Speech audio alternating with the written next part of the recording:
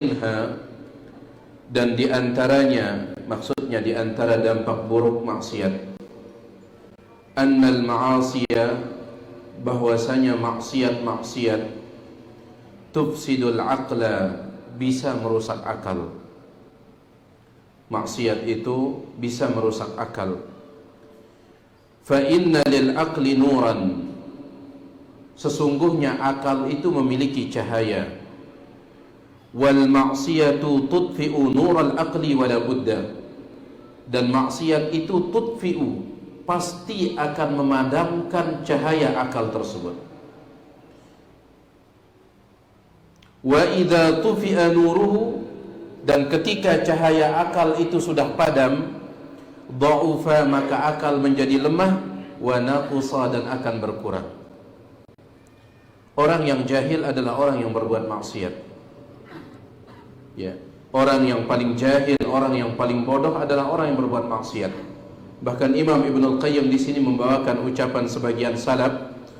Wa qala ba'du salafi, berkata sebagian salaf, ma 'asallaha ahadun, tidaklah seseorang bermaksiat kepada Allah hatta yaghiba aqluhu, sehingga akalnya itu hilang. Maksudnya, ketika seseorang berbuat maksiat itu tandanya akalnya sedang hilang, ya, jahil. Dan itu juga dikatakan oleh Al-Imam Ibnu Hazm Al-Andalusi dalam kitab beliau Al-Akhlaq wa Siyar. Beliau mengatakan, anta jahil indama ta'sillah, engkau jahil ketika engkau berbuat maksiat kepada Allah Subhanahu wa taala. Ya. Sebagian ulama salaf mengatakan, kafa bil mar'i ilman an yuti' Allah, cukuplah seseorang itu dikatakan berilmu ketika dia melakukan ketaatan kepada Allah. Tanda seseorang itu berilmu adalah dia melakukan ketaatan kepada Allah. Wa kafa bil mar'i jahlan an ya'siyahu, dan cukuplah seseorang dikatakan jahil ketika dia bermaksiat kepada Allah Subhanahu wa taala. Jadi sekali lagi, maksiat ini bisa merusak akal, menjadikan seseorang jahil. Semakin besar kemaksiatan dilakukan oleh seseorang, maka semakin jahillah dia. Makanya orang yang paling bodoh, kata Syekh Muhammad bin Jamil Zainu, adalah orang yang berbuat syirik kepada Allah Subhanahu wa taala. Dosa yang paling besar apa? Syirik. Maka orang yang paling bodoh, yang paling jahil adalah orang yang berbuat syirik. Dia datang kepada orang mati yang ada di dalam kuburnya, dan dia minta rizki dari orang mati tersebut. Padahal kita tahu seseorang tidak akan mungkin mati kecuali setelah habis rezekinya. Bagaimana mungkin orang yang hidup, yang masih ada jatah rizkinya, minta rizki kepada orang mati yang sudah habis jatah rizkinya? Bagaimana mungkin? Nabi SAW bersabda, innan nafsa lan tamuta hatta tastakmila rizqaha, suatu jiwa tidak akan meninggal dunia sampai dia terima habis semua rizki yang Allah jatahkan untuknya. Kita masih hidup, rizki kita masih ada, malah datang kepada orang yang mati yang sudah habis rezekinya. Ya. Masih hidup, masih sehat, datang kepada orang mati di dalam kuburnya minta kesehatan. Padahal beliau itu meninggal dunia gara-gara sakit. Subhanallah, jahil betul. Ya. Makanya dikatakan oleh Syekh Muhammad bin Jamil Zainu sekali lagi, tidak ada orang yang paling jahil daripada orang yang berbuat syirik pada Allah Subhanahu wa taala. Baik. Kemudian juga di antara dampak buruk dari maksiat, wa minha anna adz-dzunuba, bahwasanya dosa-dosa idza takatharat, apabila terus bertambah, dosa-dosa maksiat apabila terus bertambah, tubi'a ala qalbi sahibiha, tubi'a, maka akan disegel, akan ditutup hati pelakunya. Fakana minal ghafilin, sehingga dia pun termasuk orang yang lalai. Ini berbahaya jemaah sekalian, termasuk orang yang lalai. Ketika seseorang sudah dicap oleh Allah sebagai orang yang lalai, maka dia tidak akan tahu mana yang maslahat untuknya dan mana yang mudarat untuknya. Sudah jelas-jelas maslahat di depan matanya, tetapi dia tidak lakukan. Sudah jelas-jelas mudarat di depan matanya, tetapi itu justru yang dia ambil. Ini ketika orang sudah dicap oleh Allah Subhanahu wa taala sebagai orang yang lalai. Ya, dan itu akibat dosa dan maksiat. Kama qala ba'du salafi, sebagaimana perkataan sebagian ulama salaf fi qaulihi ta'ala, ketika menafsirkan firman Allah Subhanahu wa taala, kalla bal rana ala qulubihim ma kanu yaksibun. Kalla, sekali-kali tidak, bal justru, rana ala qulubihim, itu adalah ran yang menutupi hati mereka, makanu yaksibun, gara-gara dosa yang mereka lakukan. Apa yang dimaksud dengan ran? Qala, sebagian ulama salaf mengatakan, huwa dzambu ba'da dzambi, yaitu dosa yang bertumpuk-tumpuk. Satu dosa ditambah dengan dosa, ditambah dengan dosa, sehingga membuat hati orang itu tertutup. Ketika tertutup, maka dia tidak bisa membedakan mana yang baik dan mana yang buruk. Hudzaifah ibn al-Yaman pernah ditanya, ayyul fitani asyad, fitnah apakah yang paling parah? Fitnah apa yang paling parah? Riwayat ini dikeluarkan oleh Imam Abu Nuaim dalam kitabnya Hilyatul Awliya. Hudzaifah ibn al-Yaman ditanya, ayyul fitani asyad, fitnah apa yang paling parah? Kata beliau, an yu'rada 'alaika al-khair wasyarr fala tadri ayyuhuma tarkab. Fitnah yang paling parah adalah ketika engkau berhadapan dengan kebaikan dan keburukan. Ada dua pilihan, kebaikan dan keburukan, tapi engkau tidak tahu mau milih yang mana. Ini fitnah paling parah. Ya. Jelas padahal kebaikan, jelas keburukan, tapi dia nggak tahu harus milih yang mana. Harusnya kan orang yang berakal milih mana? Kebaikan. Harusnya. Tapi seperti itu keadaan orang yang ketika hatinya sudah ditutup oleh ran ini. Apa arti ran? Adz-dzambu ba'da dzambi, dosa bertumpuk dengan dosa yang lain. Ya, subhanallah. Nas'alullah salam al afiyah. Ya, jelas. Kebaikan, keburukan jelas, tapi dia tidak tahu harus pilih yang mana. Musibah. Nah, ini diantara dampak dosa dan maksiat.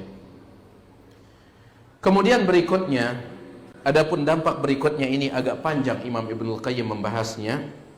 Hanya saja di kitab ringkasan yang antum pegang singkat saja, namun di kitab aslinya panjang. Saya akan bacakan nanti dari kitab aslinya juga. Beliau mengatakan, wa minha, di antara dampak dari dosa dan maksiat, anna dzunuba, bahwasanya dosa-dosa, tudkhilul 'abda, memasukkan seorang hamba.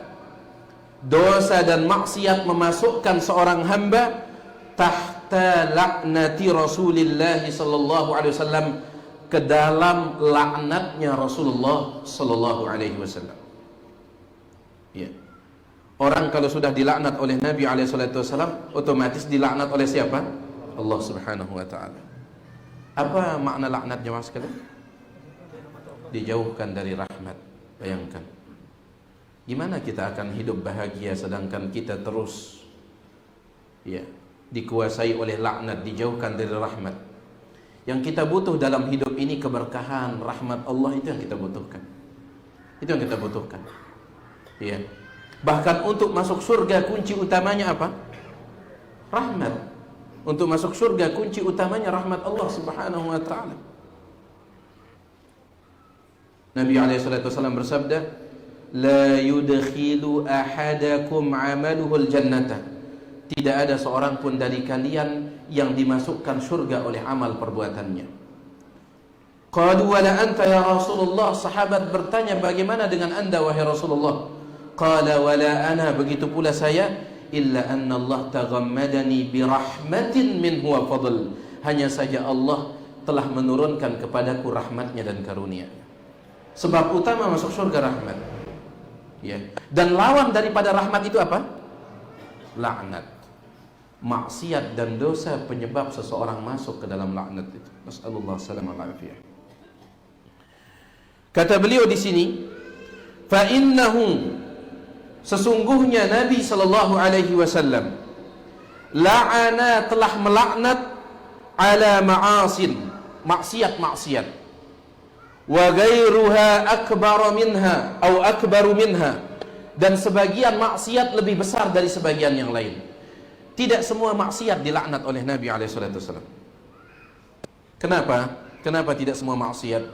Karena ulama mengatakan apabila ada maksiat yang dilaknat oleh Allah atau dilaknat oleh malaikat atau dilaknat oleh Nabi SAW, menunjukkan maksiat itu dosa besar.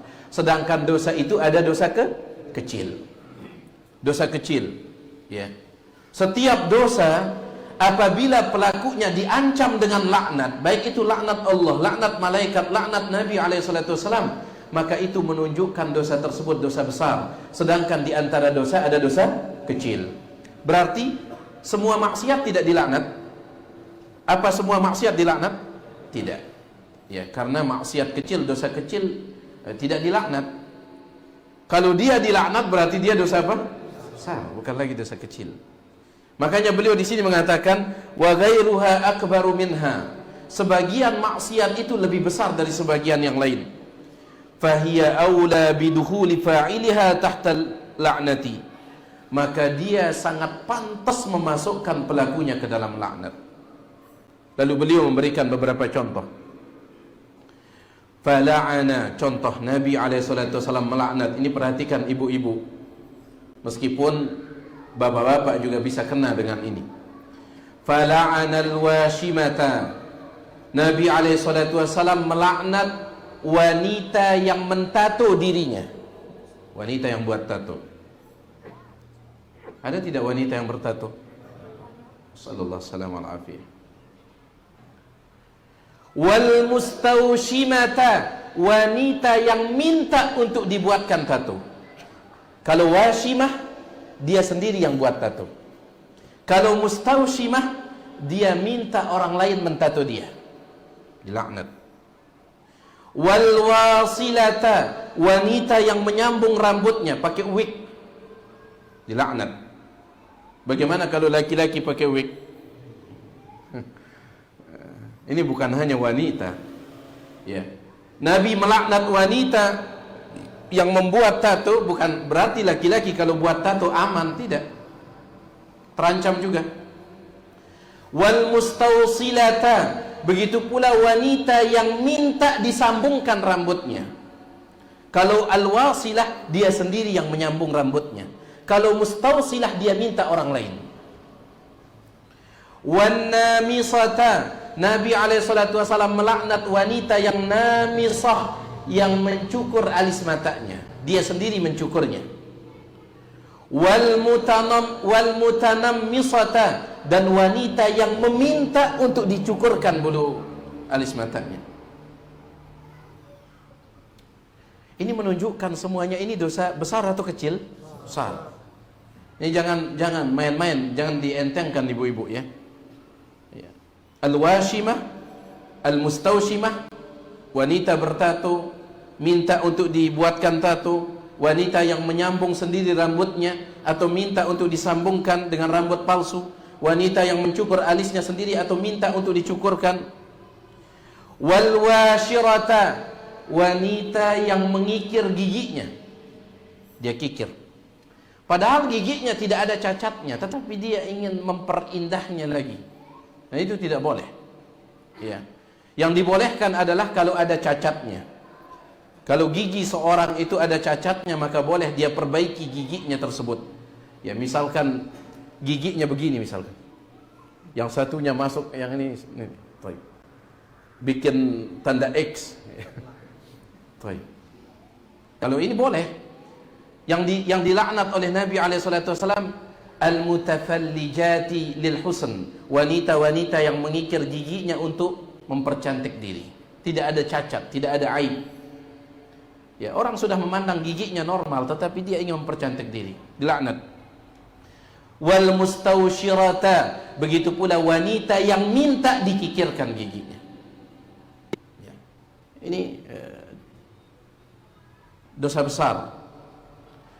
Kemudian juga wala'ana akilar riba. Nabi SAW melaknat pemakan riba. wa mukilahu, lawan transaksinya. Lawan transaksinya. Ya. Kemarin saya sampaikan di pengajian, di antara syarat sah jual beli, ya, itu adalah harus ada unsur ridha. Penjualnya ridha menjual barangnya, pembelinya ridha membeli barang tersebut, tidak ada unsur paksaan. Baik. Dan tiang ingatkan di pengajian tersebut, ridha merupakan syarat sah dari akad yang halal. Perhatikan ini. Ridha syarat sah dari akad yang halal. Dia bukan syarat sah dari akad yang haram. Penting ini. Jual beli halal tidak? Halal. Wa ahallallahu al-bay'. Tetapi meskipun dia halal, dia butuh disahkan dengan cara ridha. Sama seperti ayam halal tidak? Ayam halal. Tapi kalau antum ingin menjadikan dia sah untuk dimakan, harus diapakan? Sembelih dulu. Bukan berarti dia halal, tangkap langsung gerotokan otaknya, enggak. Ayam kan halal. Iya, saya tahu ayam halal, saya tahu. Tapi ada syarat sah supaya sah bagi Anda memakannya. Menyembelihnya itu. Begitu pula dengan jual beli halal. Tetapi ada syarat sahnya, itu ridha. Sedangkan akad yang haram tidak bisa menjadi halal meskipun ada unsur ridha. Ya. Kenapa tiang ingatkan ini? Karena sebagian orang mereka melakukan praktik nyinggak kepeng seke ulik dua. Tahu dah kepeng seke ulik dua? Ya. Minjam 1 juta misalkan, tolong kembalikan 1.500.000, atau tolong kembalikan 2 juta, atau tolong kembalikan lebih. Ketika diingatkan itu riba, apa katanya? Kami ridho sama ridho. Itu riba, haram. Ridhonya Anda tidak akan menghalalkan itu. Makanya saya tekankan, ridho itu syarat sah untuk akad yang halal, bukan untuk akad yang haram. Nikah halal tidak? Halal, bahkan ibadah. Tetapi supaya sah harus ada unsur keridhaan. Tidak boleh dipaksa seorang wanita untuk menikah. Zina haram tidak? Haram. Bagaimana kalau si laki dan perempuan itu ridho? Halal jadinya? Lah.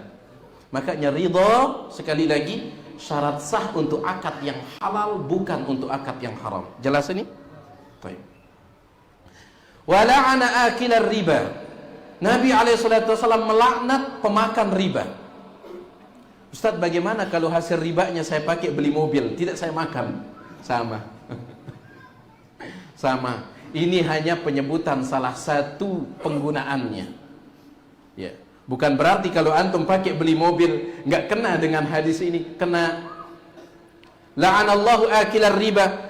Allah melaknat pemakan riba wa mukilahu, dan lawan transaksinya itu. Lawan transaksinya. Wa katibahu, tukang catatnya. Wa syahidaihi, 2 saksinya. Ya. Misalkan nasallallahu salam ala afiyah. Saya mau minjam uang sama Pak Mas'ud. Pak Mas'ud, boleh minjam uang tidak? 1 juta. Kata beliau, boleh. Ya, tapi tolong antum kembalikan sebagaimana biasanya orang. Ya, itu syarat. Dan syarat itu ada 2 kata para ulama. Ada syarat yang sarih, yang jelas, dan ada syarat yang pakai bahasa kiasan. Dan itu menjadikannya riba. Tolong antum kembalikan pinjaman antum 1 juta itu, kembalikan 1.500.000. Kalau ini terang-terangan. Ada juga bahasa isyarat. Dia tidak sebut 1.500.000, tapi dia katakan sebagaimana biasanya orang. Baik. Saya minjem uang dari Pak Mas'ud, beliau mengatakan tolong antum kembalikan sebagaimana biasanya orang. Baiklah. Pak Mas'ud mengatakan kita butuh saksi. Antum berdua didatangkan. Semua kita kena laknat wal iyadu billah. Wa syahidaihi. Hadis ini datang dari Jabir bin Abdullah. Kemudian Jabir bin Abdullah mengatakan waqala, setelah Nabi melaknat pemakan riba, lawan transaksinya, tukang catatnya, saksinya, waqala, Nabi SAW bersabda, hum sawa, mereka semua sama di dalam laknat. Sama sama di dalam laknat, tetapi takaran dosanya beda. Ya. Kita yang bertransaksi gak mungkin sama dosanya dengan yang sekedar ngelihat jadi saksi, tetapi sama-sama dilaknat. Wa qalahum sawa, nasallallahu salam wal afiyah. Mereka semua sama. Banyak ulama mengatakan ay fil la'nah, di dalam laknat. Baik. Menunjukkan riba dosa besar atau tidak? Besar. Ya, dosa besar. Ya, bahkan Al-Imam Malik rahimahullah, beliau pernah ditanya, apa dosa yang paling besar setelah syirik? Imam Malik mengatakan kepada penanya, bisa tidak engkau datang lagi besok? Imam Malik ingin kembali membaca Al-Quran dari awal sampai akhir untuk memeriksa. Keesokan harinya datang orang tersebut, kata Imam Malik rahimahullah, wallahu a'lam, kata Imam Malik, sepertinya dosa yang paling besar setelah syirik adalah memakan riba. Kenapa? Karena satu-satunya dosa yang pelakunya diancam untuk berperang melawan Allah adalah pemakan riba. Tidak ada dosa lain. Allah Subhanahu wa taala berfirman, "Fa illam taf'alu fa'dhanu biharbin minallahi wa rasulih." Kalau kalian tidak mau meninggalkan riba, umumkan peperangan melawan Allah dan Rasulnya. Subhanallah. Makanya Abdullah bin Abbas mengatakan, kalau engkau tidak mau meninggalkan riba, maka persiapkan pedangmu dari sekarang, karena engkau akan berperang melawan Allah dan Rasulnya di padang mahsyar. Nasallallahu alaihi wasallam. Taib. Kemudian juga di antara dosa yang pelakunya dilaknat, wa la'anal muhallila wal muhallala lahu. Nabi alaihi salatu wasallam melaknat al-muhallil, laki-laki tukang halal, laki-laki tukang halal, wal muhallala lahu, dan melaknat laki-laki yang dihalalkan untuknya. Ya, taib. Ini dalam kasus seorang suami yang menceraikan istrinya dengan talak 3. Ketika seorang suami menceraikan istrinya dengan talak 3, boleh tidak dia rujuk dengan istrinya? Ya boleh.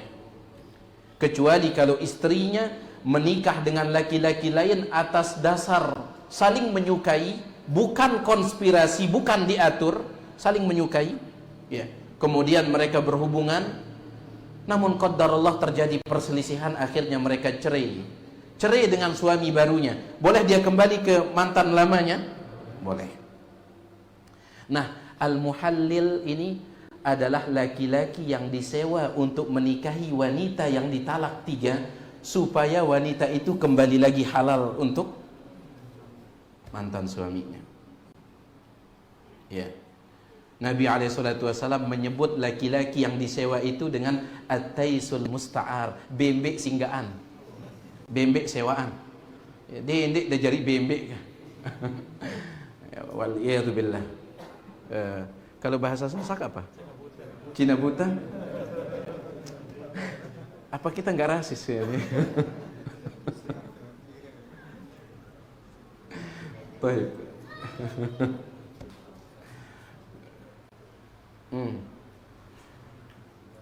Jadi disewa.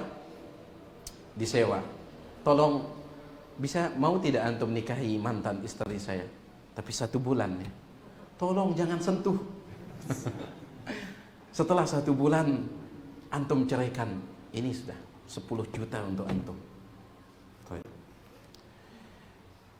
Syekh Abdul Aziz bin Baz rahimahullah, beliau mengatakan pernikahan si wanita itu dengan laki-laki baru tersebut tidak sah. Tidak sah. Ya. Kalau tidak sah, maka wanita tersebut belum bisa dihalalkan untuk kembali ke mantan suaminya. Perhatikan ini. Tidak sah dengan suami barunya. Kalau tidak sah melakukan hubungan badan, berarti hitungannya apa? Zina. Baik, ketika kembali dengan mantannya itu padahal dia belum halal, berhubungan badan, jatuhnya apa lagi? Zina. Zina bertumpuk zina. Nasallallahu alaihi wasallam. Dan seperti itu dahulu para sahabat memandangnya. Abdullah bin Umar mengatakan, kunna na'uddu dzalika sifahan ala ahdi Rasulullah sallallahu alaihi wasallam. Dulu kami memandang perbuatan seperti itu sifah, zina di zaman Nabi alaihi wasallam. Kami para sahabat memandangnya zina. Umar ibn al-Khattab mengatakan, kalau saya menemukan ada orang yang berbuat seperti itu, maka saya akan rajam mereka semua. Ada orang yang melakukan seperti ini. Ada atau tidak? Sallallahu alaihi wasallam. Nabi melaknat. Kenapa? Karena ini sebab bertumpuknya zina. Zina bertumpuk zina. Baik. Meskipun istri tersebut tidak tahu. Dia tidak tahu kalau dirinya sedang ini. Ya. Yang penting si bembek singgahan itu, bembek sewaan itu, dia memang merencanakannya. Itu bahasanya Nabi alaihissalam. At-taisul musta'ar, kambing pinjaman. Ya, selama dia punya niat seperti itu, rencana seperti itu, maka itu tidak halal pernikahannya, tidak sah pernikahannya. Dan kalau tidak sah, maka ketika dia menceraikannya, belum halal untuk kembali ke suami. Nah, di antara juga yang dilaknat oleh Nabi alaihissalam, wa la'ana sariqa, beliau melaknat seorang pencuri. Ya, beliau melaknat seorang pencuri, menunjukkan perbuatan mencuri itu dosa besar. Kemudian wa la'ana syaribal khamri, beliau melaknat orang yang minum khamr. Ada 10 yang dilaknat terkait dengan khamr. Dalam hadis riwayat Imam Tirmidzi dari sahabat yang mulia Anas bin Malik, ada 10 perkara yang dilaknat yang berkaitan dengan khamr. Yang pertama, khamr itu sendiri dilaknat. Yang kedua, syaribaha, peminumnya dilaknat. Yang kedua, wasaqiyaha, tukang tuangnya. Apa bahasanya? Pramusaji. Apa? Bartendernya. Baik, bartender. La ilaha illallah. Bartender, na'am. Ya, jadi orang yang meminumnya dan yang menuangkannya kena laknat. Kemudian wa'asiraha, pembuatnya, yang memerasnya itu, ya. Karena dulu itu biasanya khamr dibuat dari anggur. Bahkan sampai sekarang ya, ada istilah wine apa itu yang memeras. Wa mu'tasiraha, orang yang minta untuk diperaskan, yang mesen, yang PO. Nah, tapi PO khamr ya. Wa ba'i'aha, penjualnya. Wa mushtariyaha, pembelinya. Sudah berapa ini? Khamr, peminumnya, bartendernya, kemudian tukang perasnya, yang minta diperaskan, penjualnya, pembelinya 7. Wa akila thamaniha, yang ikut makan harga penjualannya. Yang ikut makan. Dia punya saham di sana misalkan. Wa hamilaha, supir yang mengangkutnya. Supir yang mengangkut.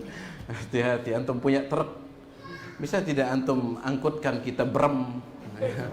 Jangan. Wa hamilaha wa supiraha, supirnya. Wa hamilaha, subhanallah. Wal mahmulata ilaihi, dan apa namanya, tempat tempat dibawanya itu. Sallallahu alaihi wasallam. Ini menunjukkan khamr ini ya dosa besar minumnya. Kemudian juga yang dilaknat, wa la'ana man ghayyara manar al-ard. Nabi alaihissalam melaknat orang yang merubah patok tanah. Patok tanah. Ya. Dia merubahnya untuk menambah luas tanahnya. Dan ini sering terjadi, mohon maaf, terutama di perkampungan. Karena biasanya di perkampungan itu, sawah orang itu dia berdampingan dengan sawah temannya, kebunnya berdampingan dengan kebun temannya. Tadinya patoknya di sini, pindah ke sini untuk memperluasnya. Ya, bayangkan. Nabi alaihissalam bersabda, man iqtata'a shibran minal ardi zulman tawwaqahu Allahu yaumal qiyamati min sab'i aradin. Barang siapa yang mengambil tanah orang lain 1 jengkal saja, 1 jengkal dia ambil tanah orang lain dengan kezaliman, maka pada hari kiamat Allah akan kalungkan di lehernya 7 lapis bumi ini. Satu jengkal, apa yang bisa kita tanam di sana? Satu jengkal itu. Satu jengkal kita ambil tanah orang, apa yang bisa kita tanam? Ya. Kita nggak bisa nanam pohon pisang ini, tetapi hukumannya pada hari kiamat dikalungkan di lehernya itu apa? 7 lapis bumi. Ya. Kemudian juga di antara yang dilaknat, banyak sekali yang disebutkan oleh Ibnul Qayyim. Tidak mengapa saya baca ya. Jadi merubah patok tanah. Ya. Itu waspada. Wa la'ana man la'ana walidayh. Nabi SAW melaknat orang yang melaknat orang tuanya. Melaknat orang tuanya.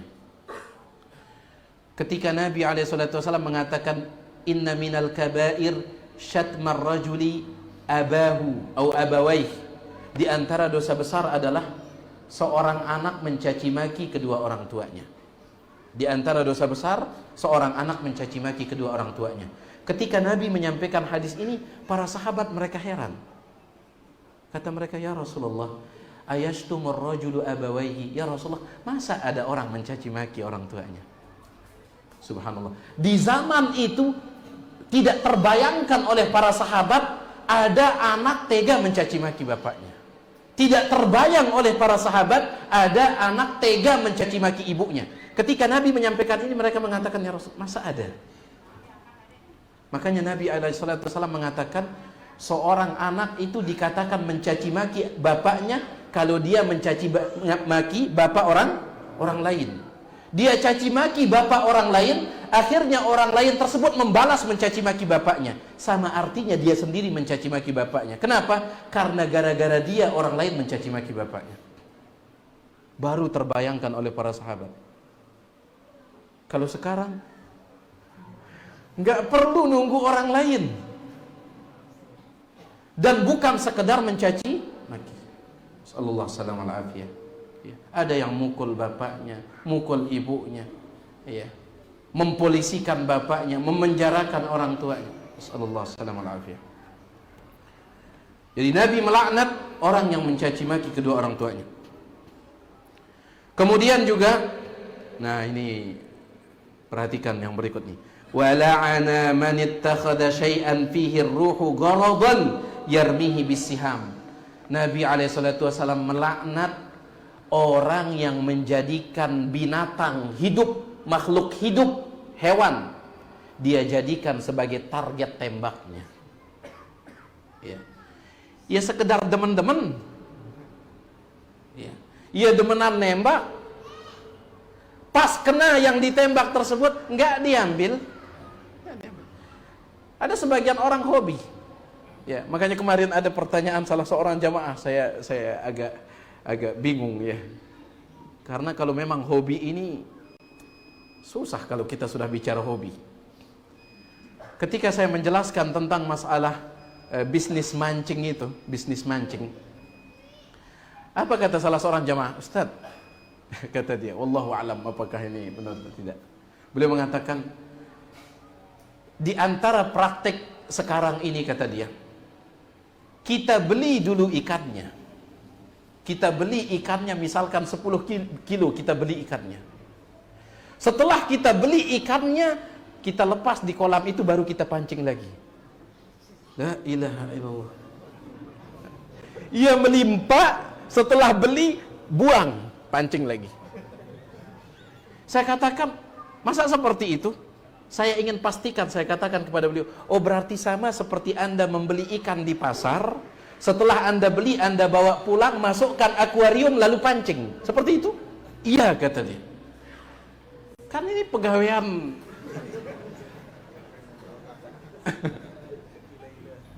Apa kata dia? Itulah hobi, Ustaz.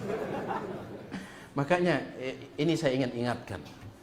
Boleh seseorang itu berburu binatang, dia punya senjata, dia tembak, boleh, tapi jangan sekedar jadikan hobi. Tembak, setelah jatuh nggak diambil, asal tembak saja.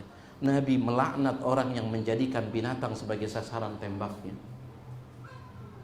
Ya, Nabi laknat itu. Ini harus diperhatikan. Nah, karena saya tahu di antara kita ada sniper jitu ini yang kerjaannya mencari target, ya. Kalau memang dia berburu untuk ini, tidak jadi masalah. Di zaman Nabi SAW ada orang berburu, makanya Nabi ajarkan tentang aturan berburu.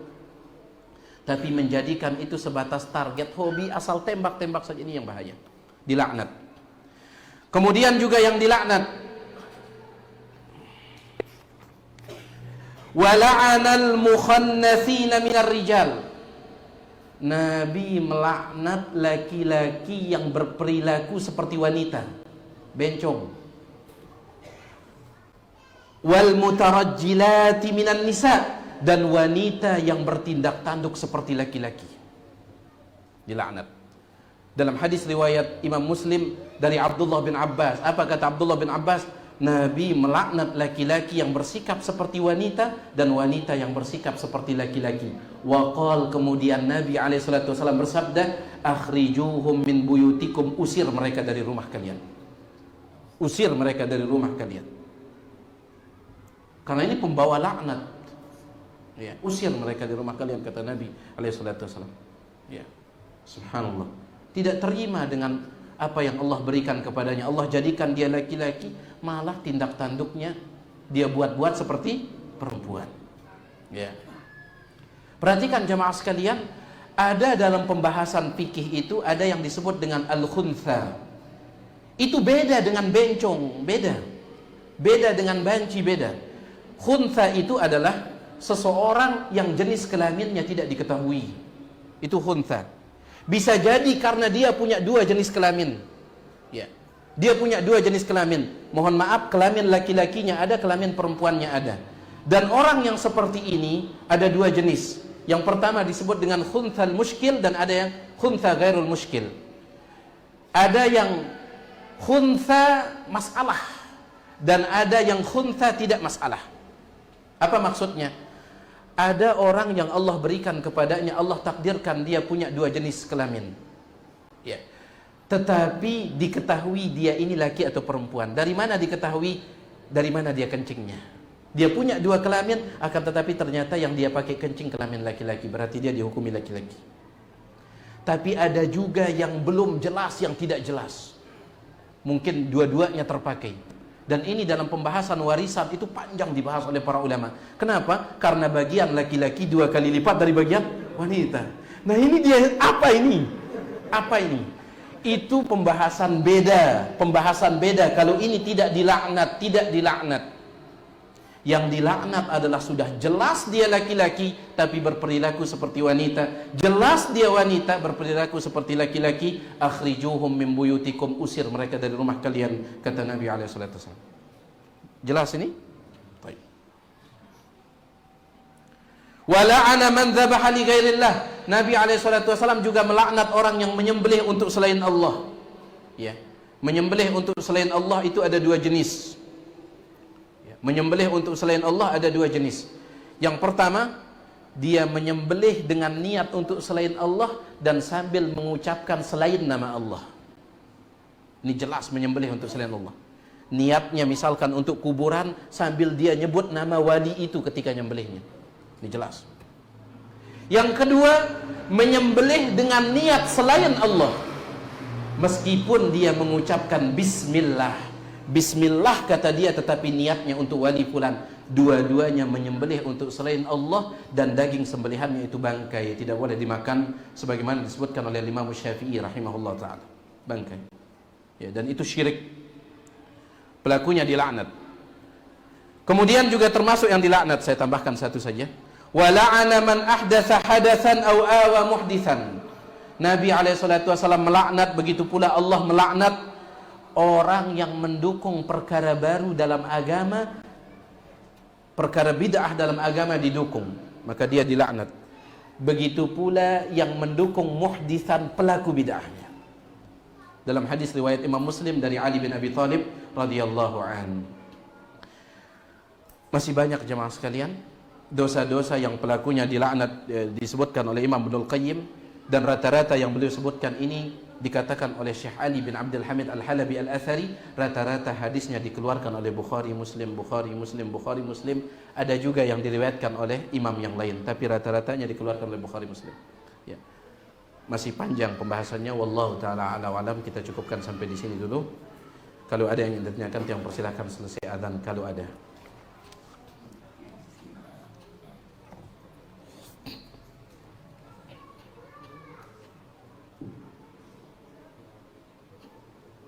Allahu Akbar, Allahu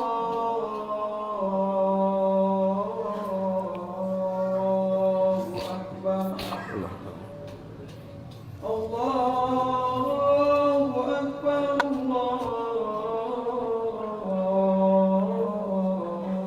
Allahu Akbar.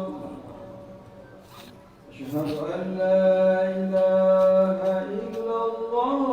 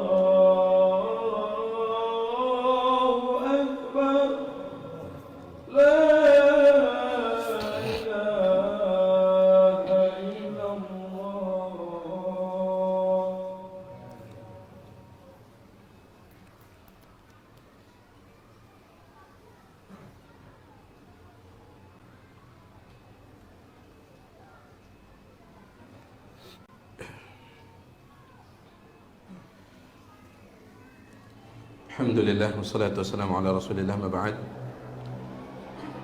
Di sini ada pertanyaan. Apa hukum membunuh lalat memakai karet atau sapu lidi dan semisalnya? Hukum asalnya binatang-binatang seperti ini tidak dibunuh, itu hukum asalnya. Kecuali kalau mengganggu. Kalau mengganggu, ya. Misalkan baru saja diletakkan nasi langsung di ini, ya. Kalau mengganggu maka boleh dibunuh, tetapi harus menghindarkan api. Jangan sampai menggunakan api untuk membunuhnya. Ya, gunakan alat yang lain atau benda yang lain seperti karet, sapu lidi, boleh saja. Boleh saja kalau itu memang mengganggu, ya. Jadi hukum asalnya binatang seperti ini tidak dibunuh. Ada binatang-binatang yang diperintahkan untuk dibunuh. Bahkan ketika kita sedang sholat kemudian dia lewat, boleh kita bergerak untuk membunuhnya. Seperti kalajengking misalkan, ular, ya. Nabi SAW menyebut binatang-binatang itu sebagai binatang fasik. Boleh dibunuh baik di dalam sholat ataupun apalagi di luar sholat, ya. Wallahu ta'ala ala wa alam. Di sini ada pertanyaan dari WA. Jika ada seseorang yang berburu burung, ia tembak, namun burungnya mati dan belum disembelih, namun ia mengambil dan memasaknya dan memakannya, apakah itu halal? Kalau dia mengucapkan bismillah tatkala menembaknya, bismillah, tembak, kena kemudian mati, halal, halal, ya. Kalau dia mengucapkan apa? Bismillah. Sama seperti ketika dia berburu pakai panah, ketika dia akan melepaskan panah itu dia ucapkan bismillah. Baik. Kalau dia tidak ucapkan itu maka bangkai. Ya, apalagi dia Mati nah aja. Itu yang diucapkan, matinya ya sudah kena mati. Ya mati, sudah mati ya. Bangke. Wallahu taala a'lam wa a'lam. Di sini ada pertanyaan dari yang mengikuti di luar tema. Bagaimana hukumnya wanita haid yang ikut kajian di masjid? Bolehkah masuk dalam masjid ataukah sebatas di halaman masjid? Ini khilaf kuat di kalangan para ulama tentang wanita haid itu boleh masuk masjid ataukah tidak. Khilaf kuat di kalangan para ulama. Wallahu taala a'la wa a'lam. Selama wanita tersebut ya, dia tidak butuh untuk masuk masjid, maka sebaiknya jangan dia masuk masjid. Dia tidak butuh untuk masuk masjid, sebaiknya jangan dia masuk masjid. Contoh misalkan pengajiannya itu pakai mic. Kalaupun dia di luar, dia bisa dengar, jangan masuk. Jangan masuk. Ya. Karena masalah ini diperselisihkan dengan perselisihan yang kuat di kalangan para ulama. Apakah boleh wanita haid masuk masjid ataukah tidak? Oleh karenanya, sekali lagi, kalau memang dia tidak butuh untuk masuk masjid, jangan masuk masjid. Seperti pengajiannya pakai mic, bisa didengar dari luar. Ya sudah, dengar dari luar saja. Ya. Kecuali kalau seandainya tidak kedengaran dari luar, maka di sini sebagian ulama memberikan keringanan. Wallahu taala a'la wa a'lam. Bolehkah wanita keluar kajian dengan jarak yang cukup jauh tanpa mahram? Ya. Kalau kita bicara boleh, selama itu bukan perjalanan safar maka boleh. Karena yang dilarang adalah wanita safar tanpa mahram. Adapun kalau perjalanannya bukan safar maka tidak mengapa, dan itu difatwakan oleh Syekh Abdul Aziz bin Baz rahimahullah taala. Beliau ditanya, apakah boleh seorang wanita dia keluar rumah tanpa mahram? Kata beliau, yang dilarang itu safar tanpa mahram. Sebagaimana sabda Nabi alaihi salatu wasallam, la yahillu limra'atin tu'minu billah an tusafira illa wa ma'aha dhu mahramin, atau kama qala alaihi salatu wasallam, tidak halal bagi seorang wanita yang beriman kepada Allah untuk safar tanpa mahram ya. Tapi tentunya paling bagus dia ditemani oleh mahramnya. Meskipun itu bukan safar, zaman kita ini zaman fitnah. Zaman kita ini zaman fitnah. Ya lebih baik dia ditemani oleh mahramnya. Ya, bawa suaminya kajian ya. Nanti bisa murojaah bareng di atas motor. Ya.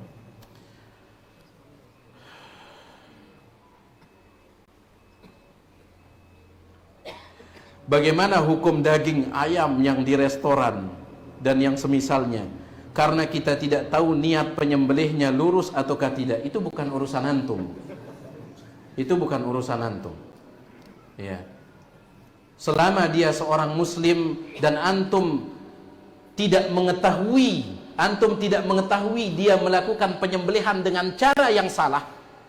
Ya. Antum tidak tahu, kecuali kalau antum lihat dia mengucapkan nama wali fulan atau dia menyembelih untuk ini, antum tahu jelas, maka itu tidak boleh.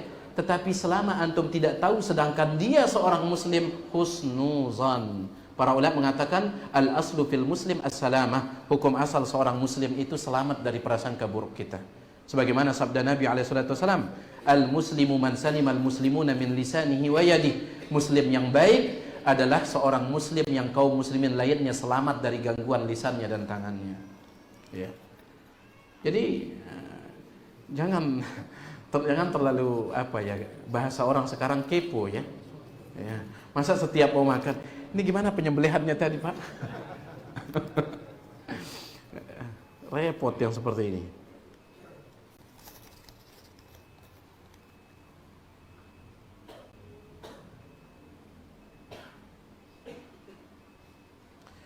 Pihak sekolah berjualan di lingkungan sekolah aneka jajanan dan snack dan melarang anak-anak didiknya untuk belanja di luar sekolah. Apakah sah jual beli seperti ini? Al-muslimuna ala syurutihim. Umat Islam berpegang teguh dengan perjanjian mereka. Ya, pihak sekolah tidak memaksa anak Anda belanja ke mereka. Cuman mereka melarang jangan belanja di luar. Mereka tidak mengatakan, "Wah, ayo belanja." Enggak. Jangan belanja di luar, itu larangannya. Terus bagaimana kalau anaknya lapar? Jangan lapar kalau nggak mau belanja. Ini tidak jadi masalah yang seperti ini. Tidak jadi masalah. Al-muslimun ala syurutihim. Ya kalau antum tetap keberatan, pindahkan anaknya. Ya, cari sekolah yang lain. Ya, jadi mereka berhak untuk itu, dan itu demi maslahat. Antum bayangkan bagaimana kalau sekolahnya di pinggir jalan. Nanti ketika anak itu keluar, tidak menutup kemungkinan, kita tidak mengharapkan itu, tetapi tidak menutup kemungkinan bisa jadi terjadi kecelakaan, tabrak oleh mobil. Nanti pihak sekolah yang bertanggung jawab. Ketika kejadian, marah orang tuanya. Apaan sekolah ini tidak memperhatikan murid? Muncul perkataan seperti itu. Ya. Jadi hal-hal seperti ini ada maslahat kenapa pihak sekolah menetapkan itu. Ya, ada maslahat. La ilaha illallah, ini pertanyaannya. Apakah dampak dosa dan maksiat juga yang menjadikan wajah pelakunya jelek? Kalau jelek yang antum maksud di sini adalah jelek dari segi fisik. Seorang sahabat yang mulia namanya Julaibib. Julaibib dia sangat miskin, kemudian wajahnya itu sangat jelek. Sampai rata-rata wanita di kota Madinah itu mereka sepakat kalau Julaibib datang melamar tolak saja. Gak ada diharapkan. Wajahnya untuk diharapkan jelek, hartanya untuk diharapkan tidak ada. Ya, gak ada diharapkan. Tetapi Nabi SAW memeluk dia ketika dia meninggal dunia di dalam sebuah peperangan. Itu kalau yang antum maksud jelek di sini. Ya, tetapi kayaknya masih ada lanjutannya nih. Pelakunya jelek, muram dan hilang cahayanya. Kalau ini iya. Di antara dampak dari dosa dan maksiat itu menghilangkan cahaya wajah. Ya, cahaya wajah. Wallahu taala a'la wa a'lam.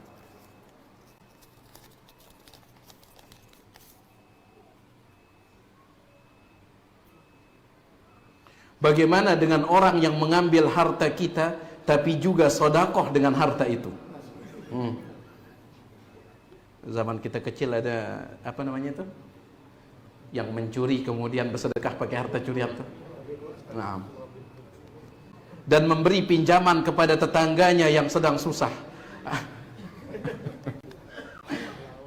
Apakah mendapatkan pahala sedekah dari hasil pinjaman itu? Ya. Pahala sedekah dari pinjaman itu. Dia memberikan pinjaman. Jadi dia mencuri, hasil curiannya dia gunakan sedekah atau hasil curiannya dia pinjamkan. Apakah dia ini? Ingat jemaah sekalian, ada satu kaidah Yahudi. Kaidah yang Yahudi yang diingatkan oleh para ulama. Ya, kaidahnya orang Yahudi. Apa itu? Al-ghayah tubarrirul wasilah. Mereka mengatakan tujuan menghalalkan segala cara. Itu kaidahnya orang Yahudi. Tujuan menghalalkan segala cara. Jadi bukan berarti tujuan antum bagus segala cara menjadi halal. Ya. Oh, saya ingin sedekah kemudian ngerampok dulu. Lah. Ya. Cara yang baik tempuh dengan, atau tujuan yang baik tempuh dengan cara yang baik. Ya. Tempuh dengan cara yang baik. Kita bukan orang-orang Yahudi yang menjunjung tinggi kaidah al-ghayah tubarrirul wasilah, tujuan menghalalkan segala cara.